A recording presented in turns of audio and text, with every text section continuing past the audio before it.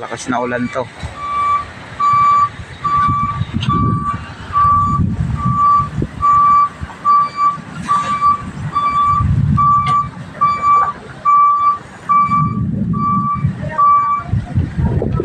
Itim.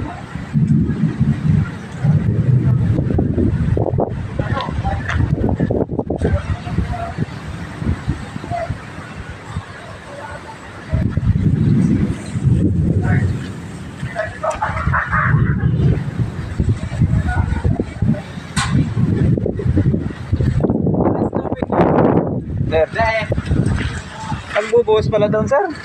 Ha? Nagbubuhos sila ng ano? Hindi ka naka-sloping Hindi. kanina. Kasi nagbubuhos sila doon.